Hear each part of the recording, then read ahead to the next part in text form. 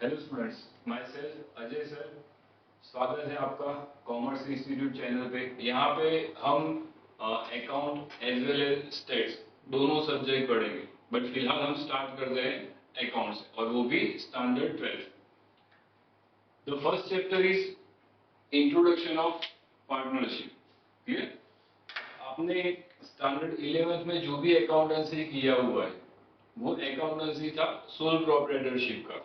ठीक है, कि जहां पे single person was doing the business, एक अकेला बंदा बिजनेस को टैकल कर रहा था। अब जो स्टैंडर्ड 12 है उसमें थोड़ा एडिशन है फॉर्म ऑफ बिजनेस में। यहाँ पे आपको पार्टनरशिप और कंपनी के अकाउंटेंसी के बारे में पढ़ना है। क्लियर? तो आपका जो फर्स्ट पार्ट है वो पूरा पार्टनरशिप बेस्ड है और सेकेंड पार्ट है वो कंपनी के बेस्ड है। अब स्टार्ट करना है फर्स्ट पार्ट, चैप्टर नंबर 1। अब यहाँ पे आपको पार्टनरशिप का इंट्रोडक्शन दिया हुआ है। आपने लास्ट ईयर सोल प्रोप्राइटरशिप के फाइनल अकाउंट किए हैं। अब वो फाइनल अकाउंट में आप क्या बनाते थे? तो भाई trading account, profit and loss account and balance sheet.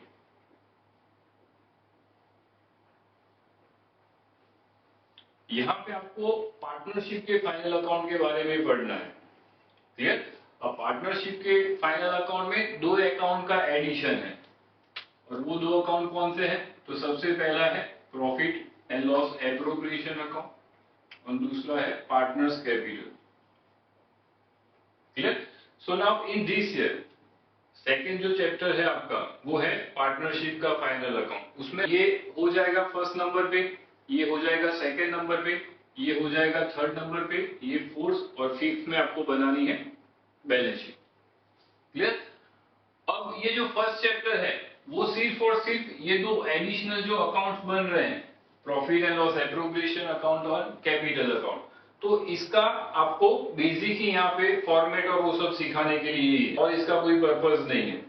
और फाइनल जो आपकी बोर्ड की एग्जाम आएगी उसमें 3 मार्क का एक शॉर्ट सम आएगा इसमें से, बस। बाकी एमसीक्यू में और वो सब में आ सकता है, बाकी प्रैक्टिकल सम में सिर्फ एक ही क्वेश्चन आएगा 3 मार्क का। ठीक है? अब देखो बेसिकली पार्टनरशिप का मतलब क्या है। तो पार्टनरशिप का मतलब है कि दो या उससे ज्यादा पर्सन बिजनेस में इन्वॉल्व होते हैं और जो भी बिजनेस का जो भी रिस्क है वो बेयर करते हैं।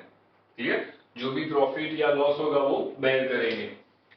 तो यहाँ पे 2 और मोर पर्सन बिजनेस को कैरी करेंगे और जो भी बिजनेस का रिजल्ट आएगा वो लोग बेयर करेंगे। ठीक है? अब जो पार्टनरशिप है उसका जो मेन डिसएडवांटेजेस हम देख रहे हैं, तो वो मेन डिसएडवांटेजेस क्या होता है इसका? तो वो है डिस्प्यूट। हम देखते हैं मार्केट में कई सारे पार्टनरशिप हम ओपन होते हैं और आफ्टर सर्टेन टाइम वो क्लोज हो जाते हैं।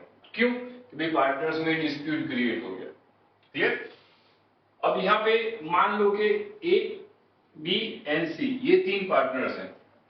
अब वो तीनों के रिलेशन अच्छे हैं, अभी बेसिकली दे आर फ्रेंड्स। अब तीनों ने सोचा कि चलो अपने साथ में बिजनेस करते हैं। अब ए ने बोला कि भाई ए फाइनेंशियली बहुत स्ट्रांग है, तो उसने बोला कैपिटल मैं दे देता हूं, पर मेरा साइड में मेरा फैमिली बिजनेस चल रहा है तो मैं बिजनेस में टाइम नहीं दे पाऊंगा। ठीक है? तो इसने बोला कैपिटल कितनी चाहिए? तो भाई टोटल 50 लाख रुपया चाहिए बिजनेस करना है। तो इसने बोला भाई 40 लाख की कैपिटल मैं दे देता हूं। इन लोगों के पास उतनी कैपिटल नहीं है, वो फाइनेंशियली इतने साउंड नहीं है, बट बिजनेस का कॉन्सेप्ट आइडिया जो भी चाहिए वो सब है उनके पास, पर पैसे नहीं थे तो वो बिजनेस नहीं कर पा रहे थे। तो ए ने कैपिटल प्रोवाइड किया 40 लाख रुपीस का, इन दोनों ने 10 लाख रुपीस की कैपिटल कंट्रीब्यूट कर दी। ठीक है? अब स्टार्टिंग में ऐसा डिसाइड हुआ कि भाई ये बिजनेस में कभी आएगा नहीं। इसने बोला भाई मेरा जो सेल्स का काम है वो अच्छा है, मार्केटिंग की जो स्किल है वो मेरी अच्छी है, तो मैं सेल्स का काम टैकल करूंगा। और सी ने ऐसा डिसाइड किया भी पूरे दिन बिजनेस पे मैं बैठूंगा, ये बिजनेस को देखेगा। क्लियर? अब इस तरीके से इन लोगों ने बिजनेस स्टार्ट कर दिया। क्लियर? अब आफ्टर सर्टेन टाइम क्या होता है कि सब में जब तक पर्सनल रिलेशन होते हैं तो छोटी छोटी बातें मैटर नहीं करती है, पर जब प्रोफेशनल लाइफ में अपने एंटर होते हैं तो एक एक रुपये की बात भी अपने दिमाग में घूमती रहती है, क्योंकि इसको ज्यादा मिल रहा है, इसको कम मिल रहा है, लाइक दैट। ठीक है। अब जो बी है वो सोचता है कि भाई बिजनेस में प्रॉफिट जो भी होता है वो किस रीजन से होता है, तो बिकॉज ऑफ सेल्स, तो वो तो मैं कर रहा हूं, मतलब सारा का सारा बिजनेस मेरे दम पे ही है। ये सोचेगा कि भाई अगर मैंने पैसा ही नहीं दिया होता बिजनेस स्टार्ट हो पाता, तो पूरा का पूरा बिजनेस मेरे दम पे। ये सोचता है कि पूरे दिन तो बिजनेस में बैठता हूं, ये लोग तो कभी आते नहीं है, तो पूरा का पूरा बिजनेस मेरे भरोसे ही चल रहा है। अब ये छोटी छोटी बातें जो होती है वो ईगो क्रिएट करती, और ईगो क्रिएट होता है तो आगे चल के क्या होता है कि भी पार्टनर्स के बीच में डिस्प्यूट क्रिएट हो जाता है। अब डिस्प्यूट क्रिएट करने से क्या होता है, तो अल्टीमेटली लॉस होता है पार्टनरशिप का ही, ये पार्टनरशिप क्लोज हो जाएगी। ठीक है, तो इससे लॉस तो सबको होने वाला है। बट जब मैच्योर बंदे होते हैं वो लोग क्या करते हैं, फ्यूचर का एडवांस में सोच लेते हैं कि भी पता है कि भी पार्टनरशिप में इन्वॉल्व होते हैं तो काफी सारी जो चीजें हैं वो पहले से क्लियर कर देना अच्छा, ताकि आगे जाके वो डिस्प्यूट ना क्रिएट कर सके, तो वो पार्टनरशिप लंबी चलेगी। तो इन्होंने पहले से ही डिसाइड कर लिया है, तू सेल्स का काम कर रहा है, ठीक है, तो तू क्या करना कि सेल्स जो भी करे उसका 5% कमीशन ले लेना। तू बिजनेस पे बैठ रहा है, सी को बोला भाई तू बिजनेस में पूरे दिन बैठेगा तो एक काम करना, सैलरी ले लेना बिजनेस में से, हर महीने 20,000 तेरे को सैलरी ले लेनी। फिर जिसने जितना कैपिटल कंट्रीब्यूशन दिया है उस हिसाब से कैपिटल पे इंटरेस्ट, साल के एंडिंग में हर एक को अपनी कैपिटल पे 5% इंटरेस्ट ले लेने का। ठीक है, तो अभी देखो किसी को कोई प्रॉब्लम नहीं हो, किसी को नहीं लगेगा भाई इसने कैपिटल ज्यादा दिया है तो इसको इंटरेस्ट ज्यादा मिलेगा, ये सेल्स का काम कर रहा है तो उसको कमीशन मिलेगा, ये पूरा दिन बिजनेस में बैठ रहा है तो उसको सैलरी मिलेगी, और उसके बाद जो बाकी का जो प्रॉफिट होगा वो बिटवीन पार्टनर्स डिस्ट्रीब्यूट हो जाएगा। तो इससे क्या होगा, किसी में ईगो नहीं आएगा और पार्टनरशिप लंबी चलेगी। अब ये जो टर्म सेट हुए वो टर्म से क्या हुआ, तो बिजनेस में एडिशनल एक्सपेंडिचर अराइज हुए which are totally related to partners. Clear, तो इसी वजह से ये जो एक्सपेंस है उनको रिकॉर्ड करने के लिए ही profit and loss appropriation account बनेगा। देखो जो प्रॉफिट एंड लॉस एप्रोप्रिएशन है उसकी फॉर्मेट कैसी हो जाएगी, तो profit and loss it is like P&L account only, ये प्रॉफिट एंड लॉस अकाउंट जैसा ही है, एक्सपेंस डेबिट साइड आएंगे और इनकम क्रेडिट साइड आएगा। ठीक है, profit and loss appropriation account कब बनेगा, तो बिजनेस का प्रॉफिट मिल जाए उसके बाद, एक बार बिजनेस में से प्रॉफिट हो गया तो प्रॉफिट हो जाने के बाद के जो ट्रांजैक्शन है वो एप्रोप्रिएशन अकाउंट में रिकॉर्ड होंगे। देखो ये जो एप्रोप्रिएशन है वो बनेगा प्रॉफिट एंड लॉस के बाद, तो प्रॉफिट एंड लॉस अकाउंट का जो रिजल्ट है वो सबसे पहले यहाँ पे ट्रांसफर होगा, नेट प्रॉफिट हो तो यहाँ पे और नेट लॉस हो तो यहाँ पे।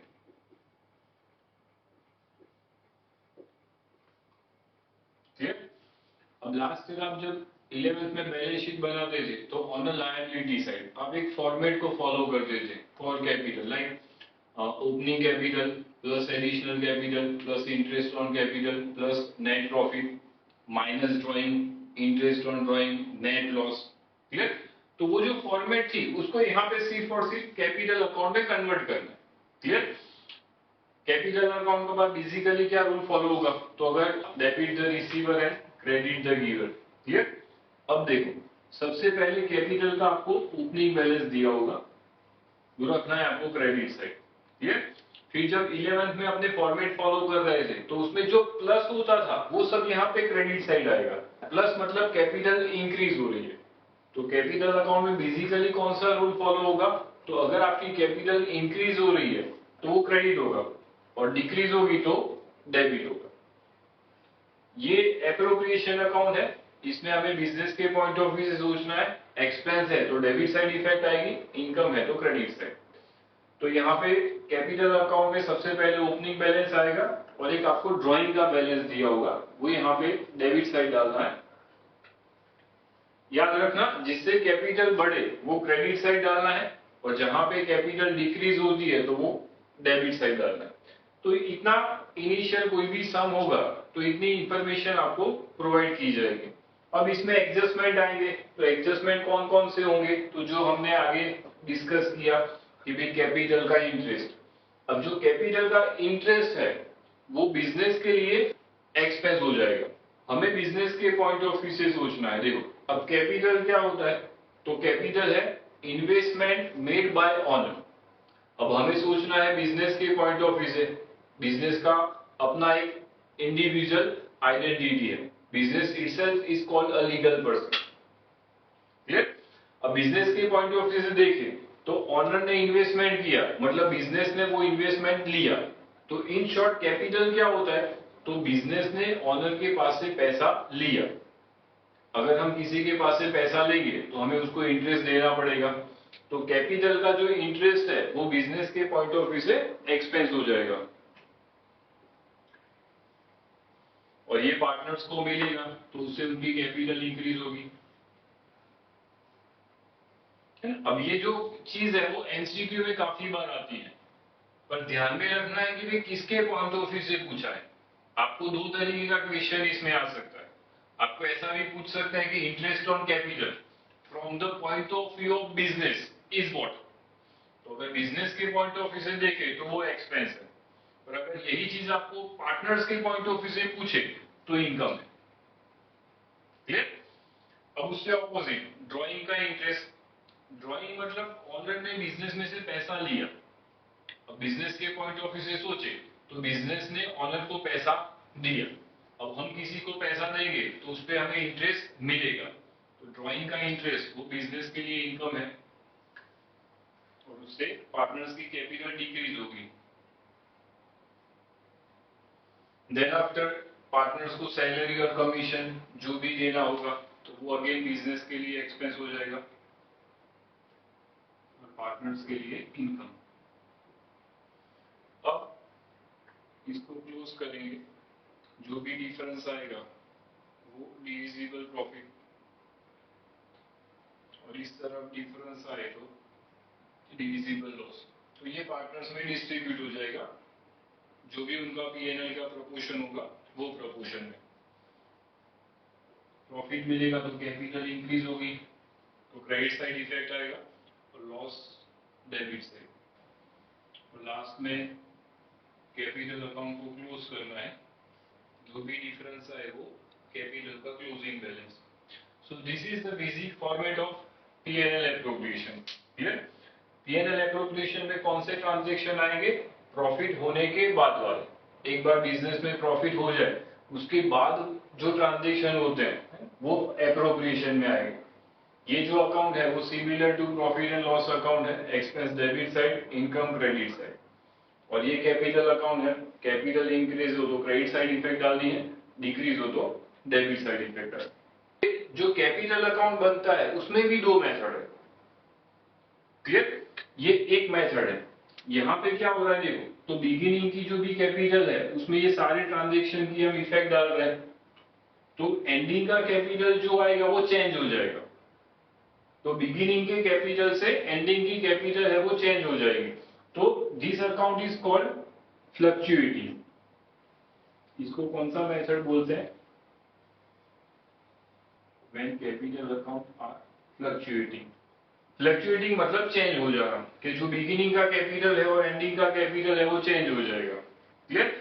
बट कई बार पार्टनर्स ऐसा सोचते हैं कि कैपिटल हमें फिक्स रखना है, हमें उसमें चेंज करना नहीं है। तो उसमें फिर ये जो कैपिटल अकाउंट है वो दो पार्ट में डिवाइड हो जाता है, partners fix capital account and partners current capital account. Clear?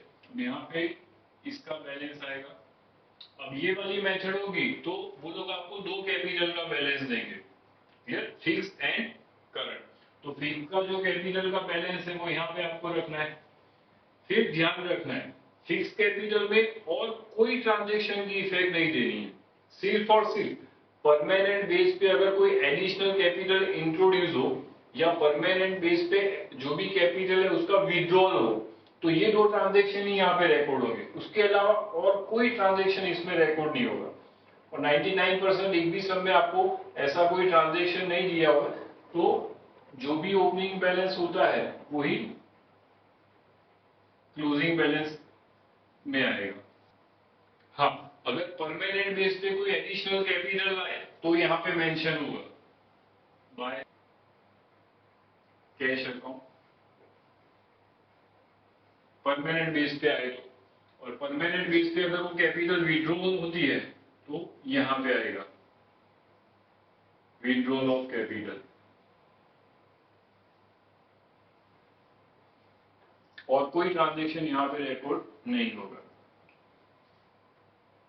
और ये जो सारे ट्रांजेक्शन थे जो यहाँ पे हमने कैपिटल अकाउंट में शो किए थे, वो सारे ट्रांजेक्शन चले जाएंगे करंट अकाउंट। ये सारे जो ट्रांजेक्शन थे, ये सारे ट्रांजेक्शन करंट अकाउंट में चले जाएंगे।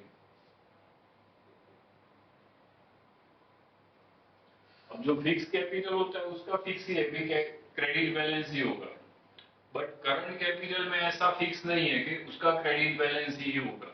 आपको सब में देखना है, अगर क्रेडिट बैलेंस दिया है तो क्रेडिट साइड बैलेंस रखना है, डेबिट बैलेंस दिया है तो डेबिट साइड। अब ये सारे जो ट्रांजेक्शन थे bye interest on capital, salary या कमीशन, बाय डिविजिबल प्रॉफिट, इस तरह ड्रॉइंग, इंटरेस्ट ऑन ड्रॉइंग,